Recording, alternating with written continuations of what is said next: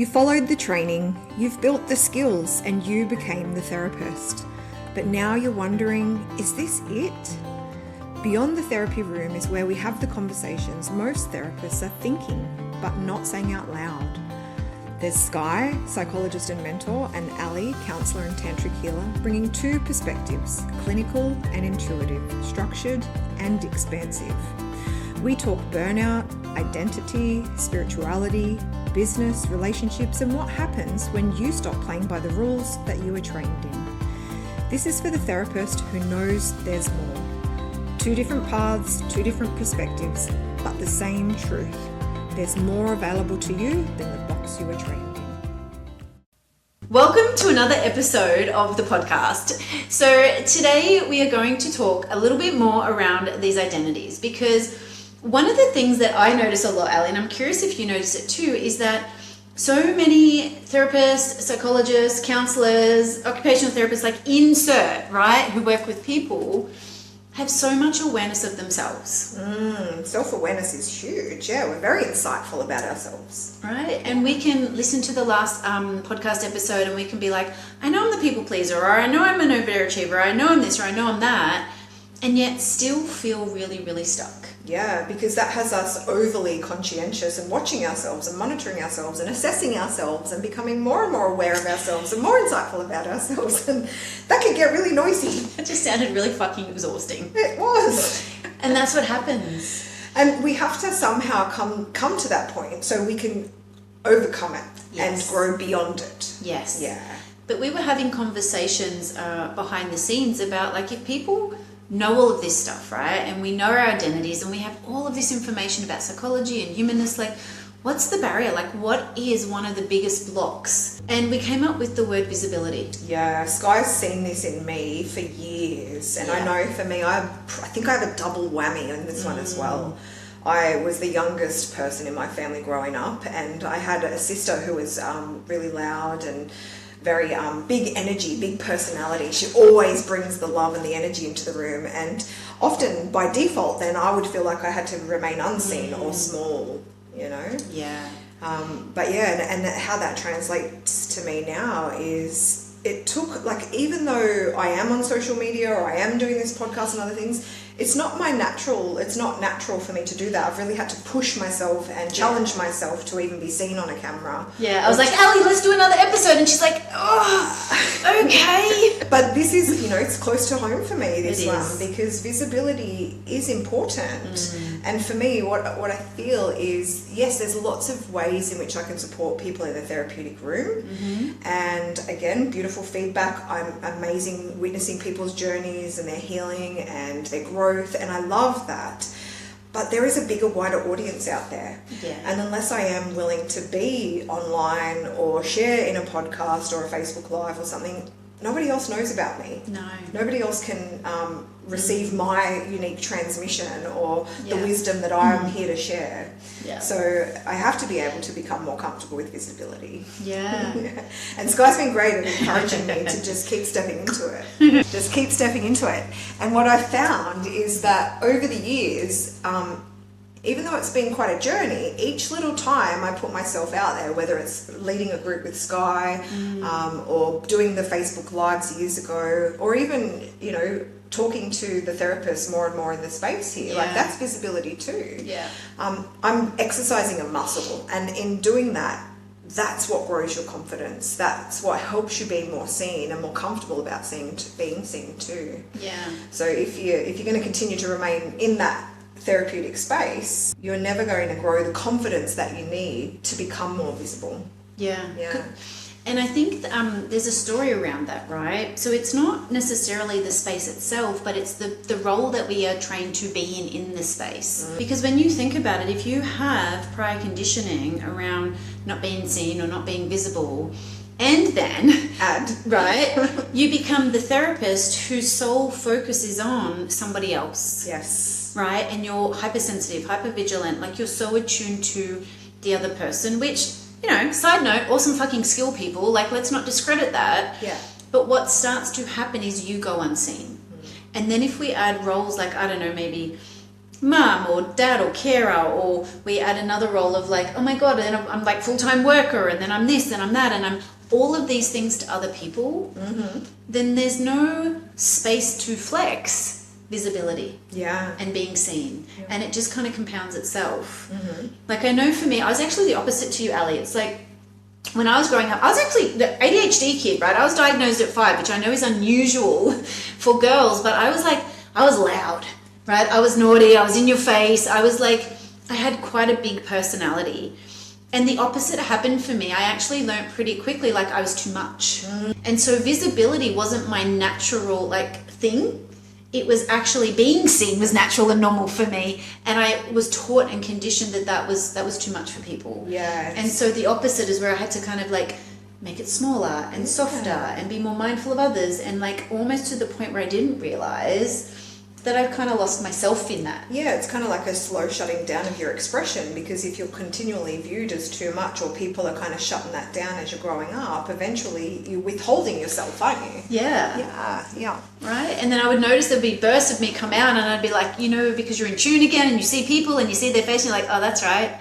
That's a reminder to me I'm too much. Right? And we don't consciously do this, but there are going to be different things for you in your life that trigger not being seen. That's right. Right? I know for a lot of women, and this was true of me, like, a few years ago even, right after 4 kids, was like going to the beach. Like, how fucking terrifying does that sometimes feel for so many women, because I don't want to be seen. I'll wear the big t-shirt over the bikini. Yeah, no one's going to see me, right? Yeah. And so it shows up everywhere. It's not just in that therapeutic space. It's like, I don't want to be seen.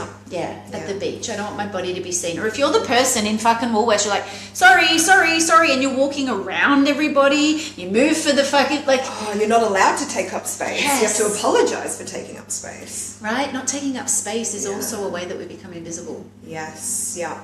And think about also, too, like for me, I love to work with couples, and my Tantra history kind of helps me, understand how important that presence is in our relationships. And for me, like, I grew up a little bit overweight as a child, and never thought I was very pretty or beautiful, so it's been a personal practice of mine in my romantic or intimate relationships to be able to understand that actually I'm not a fat little girl anymore. There's this beautiful person, even if I was a little bit rounder or cuddlier, that's okay. That's my beautiful body. You are. That's my temple, and being able to be visible to my partner, being able to share my body, my essence, my energy, and also my expression. Because sometimes it is that we might withhold any one of those parts of ourselves in our romantic and intimate relationships too. Absolutely. Yeah, so you can stretch yourself, or you can have a practice in so many areas of your life around visibility, can't you? Yeah. And I think the thing for me that I didn't realize, and my coach has been saying this to me all the time, is like when you try and I don't like that word, when you start to do something different, right? Like for me, it's like, I want to go on social media, I want to go on TikTok, like I love this stuff, like I have fun, right?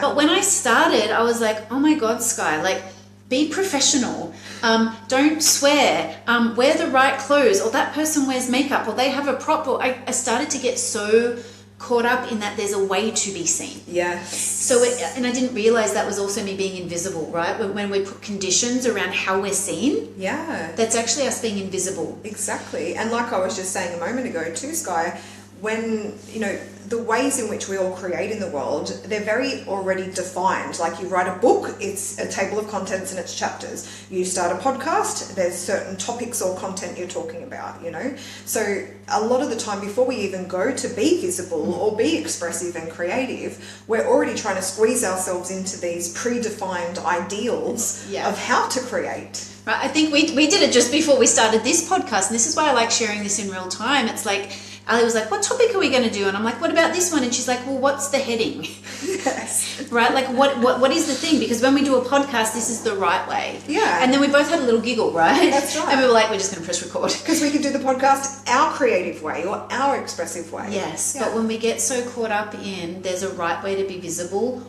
or it just feels really terrifying on the nervous system to be visible, yes, then that's where we stop again.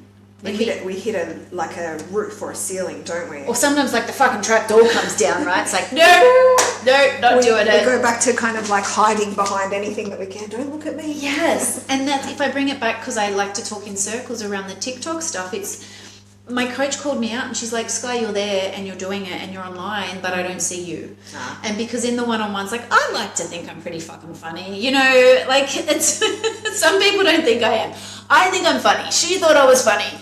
And she's like, when you're on this, like, you're not being real, like, you're not being fun. Like, she says, I don't feel you.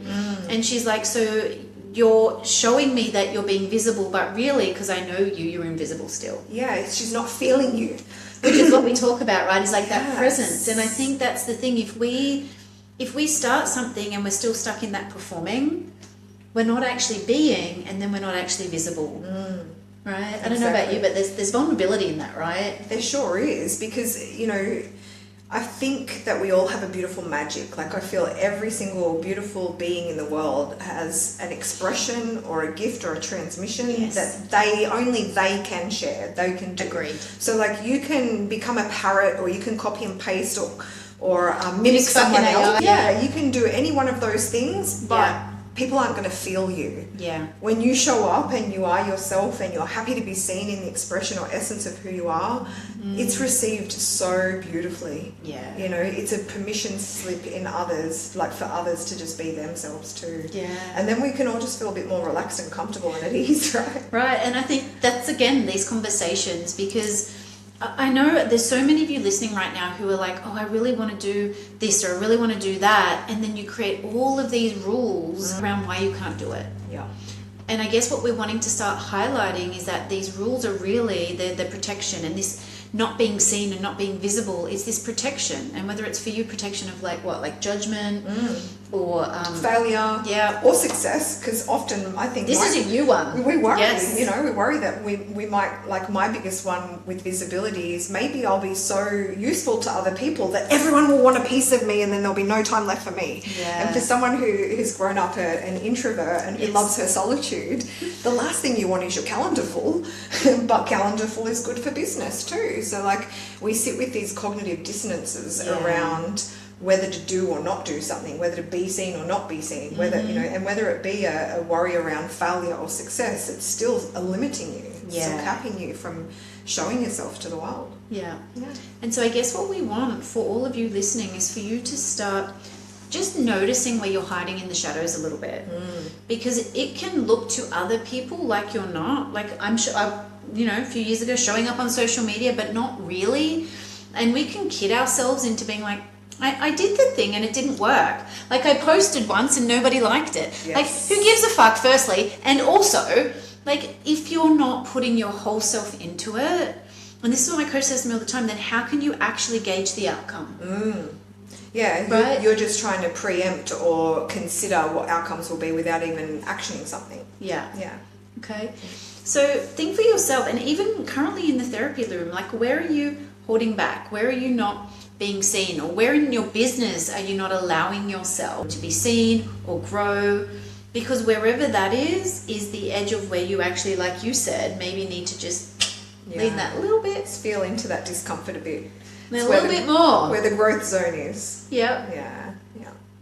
So what are your thoughts, Ali, around visibility and how people can actually maybe start to pay a little bit more attention of it for themselves? Like, if you had someone in your room right now and you were mentoring them, what would be the advice you'd say? Look, hey, like, this is what I want you to practice. This is what I want you to start paying attention to.